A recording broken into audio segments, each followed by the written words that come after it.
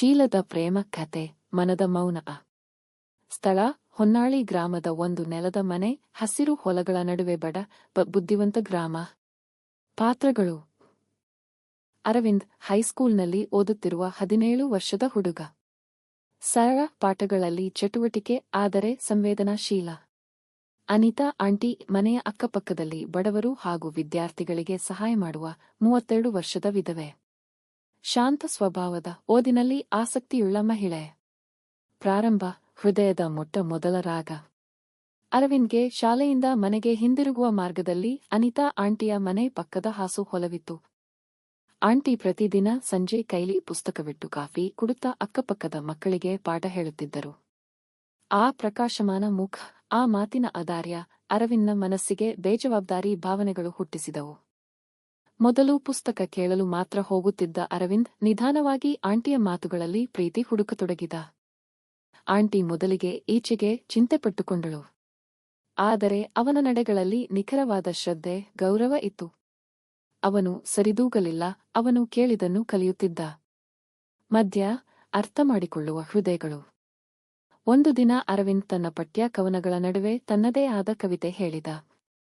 ನಿನ್ನ ನೋಟ ತಂಪು ನದಿಯಂತೆ ನನ್ನ ಓದಿಗೆ ನೀನು ಪ್ರೇರಣೆ ನಾನು ಹುಡುಗ ನೀನು ಗುರು ಆದರೆ ಈ ಮನಸ್ಸಿಗೆ ಯಾರ ವಿಧಿ? ಅನಿತಾ ಚಕಿತವಾದಳು. ಮೊದಲಿಗೆ ನಕ್ಕಳು. ನಂತರ ಕಠಿಣವಾಗಿ, ಇದು ಭ್ರಮೆ ಅರವಿಂದ್, ನೀನು ಇನ್ನೂ ಚಿಕ್ಕವನಾದರೂ. ಅದನ್ನು ಕೇಳಿದ ಬಳಿಕ ಅರವಿಂದ್ ದೂರವಿರುವ ಶ್ರೇಷ್ಠತೆಯ ಬೆಲೆ ಕಲಿತ. ಆತ ತನ್ನ ಭಾವನೆಗಳನ್ನು ಪ್ರೀತಿಯಾಗಿ, ಆದರೆ ನಿಯಂತ್ರಿತವಾಗಿ ಇರಿಸಿಕೊಂಡ. ಕೇವಲ ಓದಿನ ಹೆಜ್ಜೆಗಳಲ್ಲಿ ಮುನ್ನಡೆಯುತ್ತಿದ್ದ. ಕತೆಯ ತಿರುವು: ಸಂಯಮದ ಪ್ರೇಮ. ಅರವಿಂದ್ ಕಾಲೇಜಿಗೆ ಹೋಗುವ ವೇಳೆಗೆ ಅವನು ಆತ್ಮಸ್ಥೈರ್ಯವನ್ನು ಬೆಳೆಸಿದ. ಅನಿತಾ ಆಂಟಿಯ ಮಾರ್ಗದರ್ಶನದಿಂದಲೇ ಆತ ವೈದ್ಯಕೀಯ ಕಾಲೇಜಿಗೆ ಸೇರ್ಪಡೆಗೊಂಡ. ಕೊನೆಗೆ ಕಾಲೇಜು ಪೂರ್ಣಗೊಳ್ಳುವ ದಿನ ಅವನು ಒಂದು ಪತ್ರ ಬರೆಯುತ್ತಾನೆ. ನೀನು ನನ್ನ ಮೊದಲ ಪ್ರೀತಿ, ಆದರೆ ನಾನು ನಿನ್ನ ಗೌರವ ಕಳೆಯಲಿಲ್ಲ. ನಾನು ಈಗ ನನ್ನ ಕನಸುಗಳ ದಾರಿ ಹಿಡಿದಿದ್ದೇನೆ. ಪ್ರೀತಿ ಎಂದರೆ ಒಬ್ಬರನ್ನು ಗೆಲ್ಲುವುದು ಮಾತ್ರವಲ್ಲ, ಅವರ ಆದರ್ಶವನ್ನು ಗೌರವಿಸುವುದು. ನೀನು ನನ್ನ ಜೀವನದ ಶ್ರೇಷ್ಠ ಗುರು. ಅನಿತಾ ಆ ಪತ್ರವನ್ನು ಓದಿ ಎದೆ ತುಂಬಿಕೊಂಡಳು. ಅವಳ ಕಣ್ಣಲ್ಲಿ ತೃಪ್ತಿ. ಪ್ರೀತಿ ಶೀಲಿ ಹಾದಿಯಲ್ಲಿ ಸಾಗಿದದ್ದು ಅವಳನ್ನು ಹೆಮ್ಮೆಪಡುವಂತೆ ಮಾಡಿತು.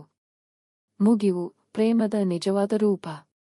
ಅರವಿಂದ್ ದೊಡ್ಡ ವೈದ್ಯನಾಗಿ ತನ್ನ ಊರಿಗೆ ವಾಪಸ್ಸು ಬಂದು ಆಸ್ಪತ್ರೆ ತೆರೆದ.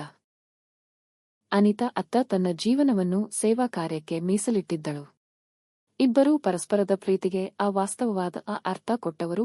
ಮೌನ, ಶೀಲ, ಗೌರವ ಮತ್ತು ಮಾರ್ಗದರ್ಶನ.